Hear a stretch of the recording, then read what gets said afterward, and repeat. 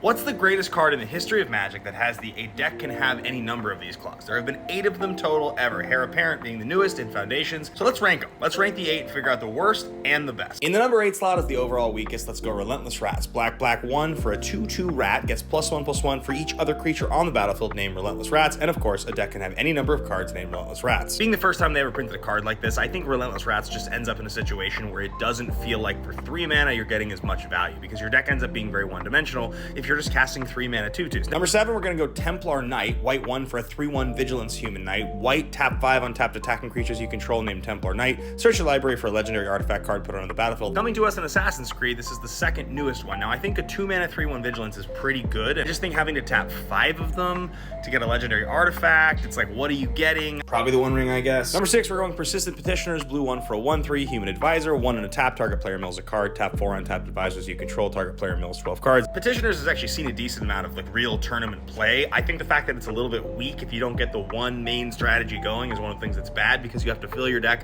so full of this one type of card. There's just not a lot of other ways to get around it. And historically, mill, if you don't have a way to protect it or back it up, can be kind of bad because you're not affecting the board or anyone's life total. Number 5, we're going Slime Against Humanity. Green 2 for a sorcery, create a 0/0 green ooze creature token with trample. Put X +1/+1 counters on it, where X is 2 plus the total number of cards you own in exile and in your graveyard that are oozes or are named Slime Against Humanity. Where this one gets really cool is that it references oozes and it references exile. There's a couple other levers and sort of bells and whistles to turn to make this card better. The fact that it costs 3 is just as bad as Relentless Rats, but the fact that you can exile these to delve and other things like that to make your oozes bigger makes this card pretty appealing. Number 4, we're gonna go Rat Colony. Black 1 for a 2/1 rat, gets +1/+0 for each other rat you control. Now it's particularly notable this states other rats you control, not just other creatures named Rat Colony, which means you can play this in a rat deck alongside Relentless Rats or any of the other ones. Still pretty one-dimensional, but definitely gets out of hand really fast. Number 3, we're gonna go Shadowborn Apostle. Black for a 1/1, you can pay 1 and sacrifice 6 creatures you control named Shadowborn Apostle, search your library for a demon card and put it on the battlefield. It's the only one they've ever printed that costs 1, so you cast 1 on turn 1, 2 on turn 2, 3 on turn 3, and then on turn 4, you can sacrifice 6 of them to get a demon. That's gonna be almost guaranteed on curve every time when you're playing as many as you're playing. Number 2, we're gonna go Heir Apparent, white 1 for a 2/2 Rabbit Noble. When this creature enters, create a number of 1/1 white rabbit creature tokens equal to the number of other creatures you control named Heir Apparent. Turn 4 is where it gets really stupid. If you play 2 of these, 4 mana is gonna get you 8 power across 6 bodies, and that's just turn 4. Maybe a controversial take, but I'm gonna call Dragon's Approach the best one ever. Red 2 for a sorcery, deals 3 damage to each opponent. You may exile Dragon's Approach into 4 cards named Dragon's Approach from your graveyard. If you do, search your library for a dragon card, put it on the battlefield. I just think searching for a dragon is very significant, especially because you've cast this 4 times at that point, which means your opponent's at 8 life. Many dragons will come down and they'll be almost dead or just dead by the time you resolve your 4th Dragon's Approach.